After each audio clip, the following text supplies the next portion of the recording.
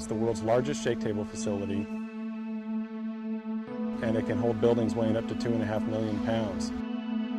The table moves in all 3 directions simultaneously.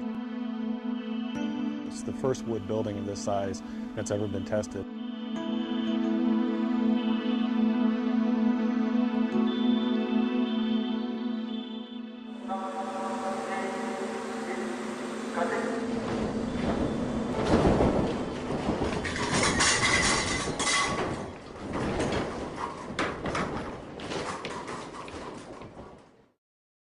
The entire project is called the Niecewood Capstone Test, a project funded by the National Science Foundation. The project is led by Colorado State University, and Simpson was a close technical collaborator. The popularity of mid-rise wood frame construction has soared in urban areas, and so there's not a lot of information on how to design those types of structures. So the information gathered from this testing is going to be absolutely critical.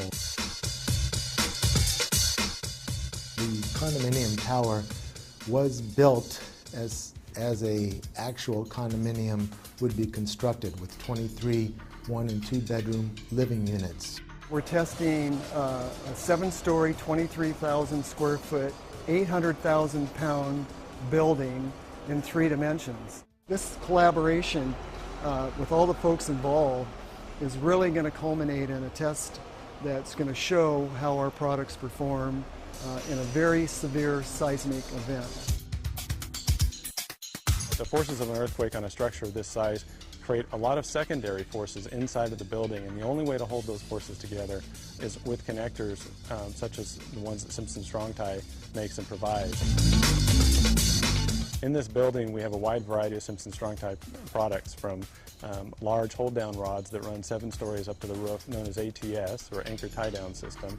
We have a number of shear transfer elements in here, and straps and the floor plates to help tie the floor plates to the shear walls. In short, we're building what we call a complete load path.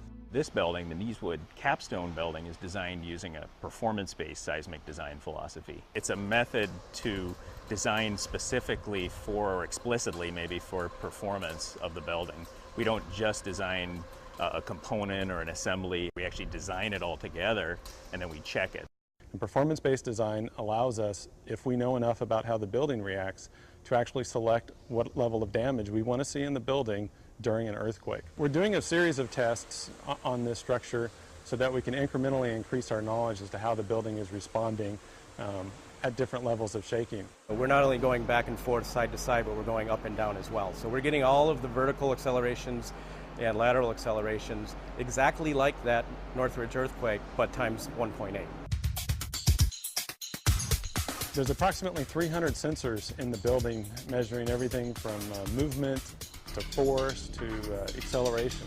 Once that data and information is gathered, then it can be used to develop new design procedures and new construction methods. So we're able to take what the engineers have modeled, compare it to how the building actually performed, and that's going to give us a lot of great data for years and years to come. What we're really doing here is we're demonstrating that you can build a 6-story or even a 7-story possibly wood structure in a high seismic zone and have it perform how you want. It's safe, it's cost effective, and frankly they're very little damage. Really, for 5% or less in your construction material costs in the beginning of the building, you can not only save the occupants of the building, but you can also save the structure. This test will change the way light frame wood is designed over the next 10 years.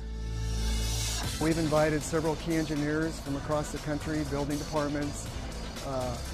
There's folks from all over the world coming to see this. When you see an actual test, the impact that has on you is so significant that it really makes you think twice about what you put down on paper.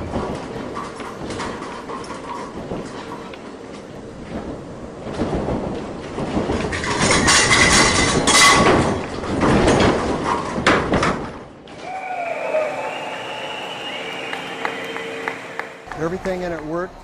There's minimal damage to the inside of the building, minimal damage to the outside of the building. I would say that this testing really does validate the performance-based design concept developed at the various universities involved in this project. It's phenomenal that we can have a test of this size and magnitude of a building like this and actually get some real test data. Simpson never forgets, and they're always trying to make sure that they're really providing what the structural engineering and construction community needs. And I've always been impressed with taking that extra step to really know the science part of what we do. It's truly unprecedented what they've done today. I think this is really, it's truly about saving lives, and the information that's been generated as a result of this test is truly groundbreaking.